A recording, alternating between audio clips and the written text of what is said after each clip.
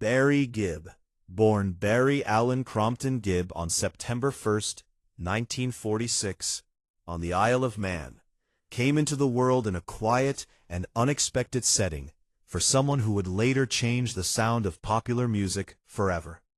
From a very young age, music surrounded him, woven into his family life in a way that would guide him throughout his career. He was the oldest of the Gibb brothers, with Robin and Maurice close behind him, and this position shaped his personality and role in the group. Barry was not only a musician, but also a protector, a guide, and an emotional anchor for his younger brothers.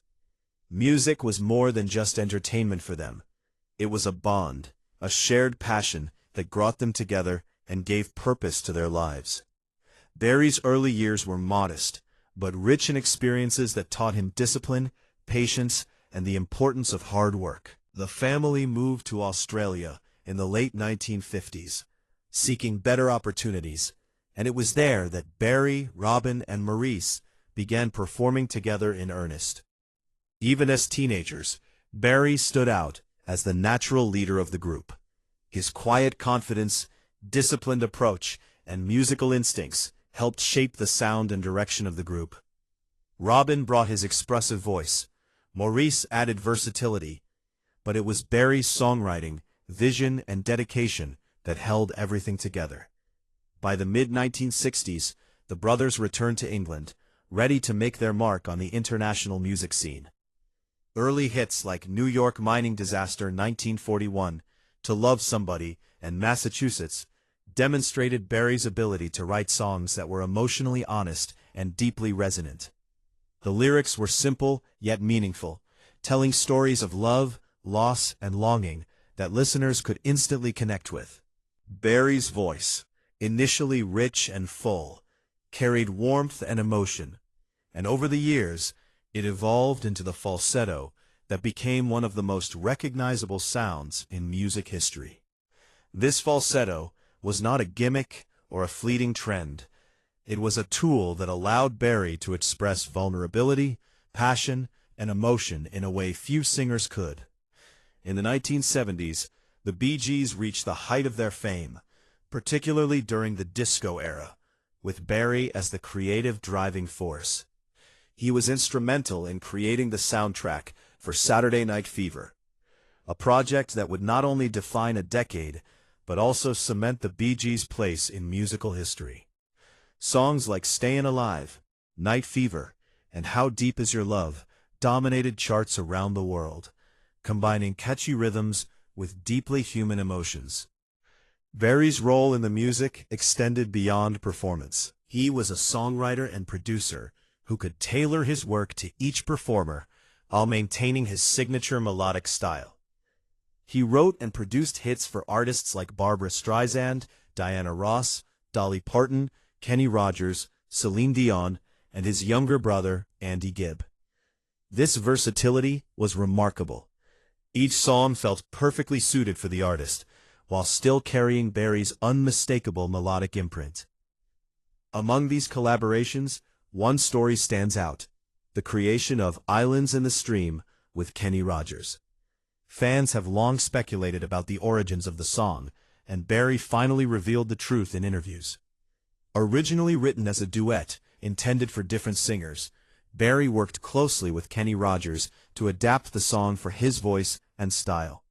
Barry understood Kenny's smooth, emotive vocal delivery and crafted the melody and lyrics to fit perfectly, ensuring that the song would become a timeless hit. He recalled adjusting harmonies, experimenting with phrasing, and even reworking lines to capture the essence of Kenny's voice.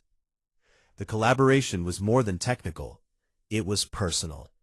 Barry admired Kenny's warmth, professionalism, and unique ability to connect with listeners.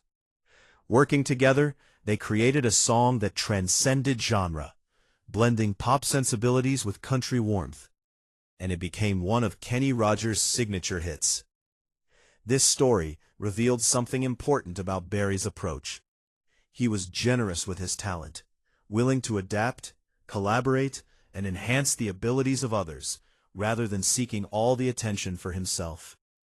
Beyond this collaboration, Barry's career was marked by both immense success and personal challenges. The deaths of his brothers, Andy in 1988, Maurice in 2003, and Robin in 2012, were profound losses that shook him deeply. He often spoke of their passing not only as personal tragedies, but also as the loss of musical companions, collaborators, and integral parts of his life. Despite these hardships, Barry continued to work, producing, writing, and performing music with the same care and dedication that had defined his early years. In the 2000s and 2010s, he focused on solo projects, including albums like In the Now, which demonstrated that even as he aged, his voice retained warmth, clarity, and emotional power. He also sought to celebrate the Bee Gees' legacy with projects that honored their work, while highlighting the stories behind the music. One of the most remarkable of these was the album Greenfields, released in 2020, which reimagined Bee Gees' classics in a country and Americana style. This project included duets with Dolly Parton, Alison Krauss, and Little Big Town, blending traditional country sounds with timeless Bee Gees melodies. The album wasn't just nostalgia. It was a celebration of songcraft, showing that Barry's writing could adapt to any style while maintaining emotional honesty.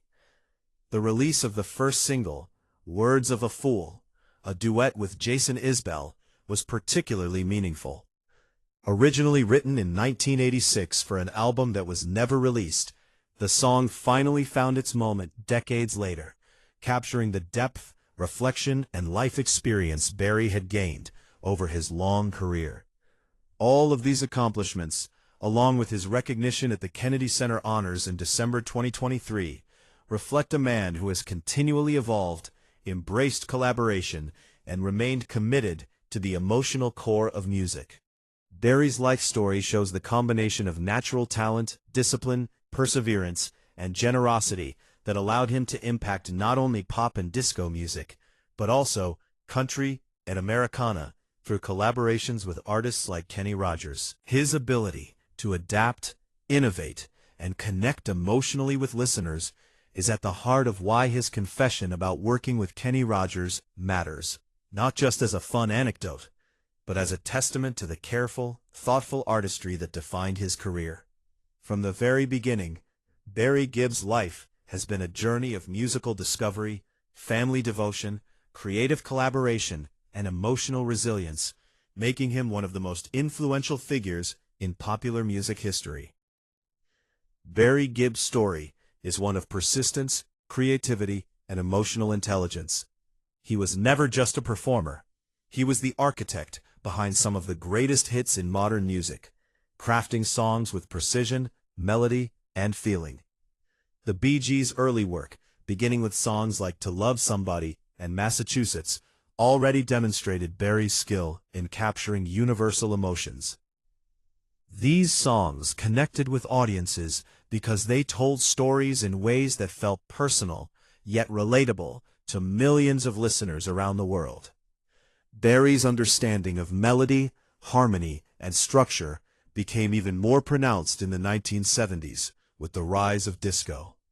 While some might have dismissed the Bee Gees' sound as commercial, Barry's work proved that pop and dance music could carry deep emotional resonance.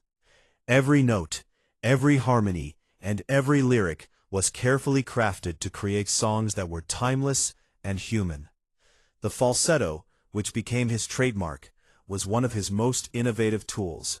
It allowed him to convey vulnerability, passion, and sensitivity that resonated with audiences in ways that a normal vocal range could not.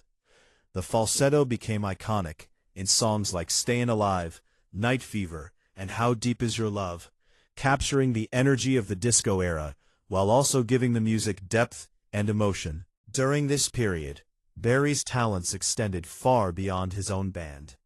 As a songwriter and producer, he worked with a wide range of artists, creating hits that felt perfectly suited to each performer.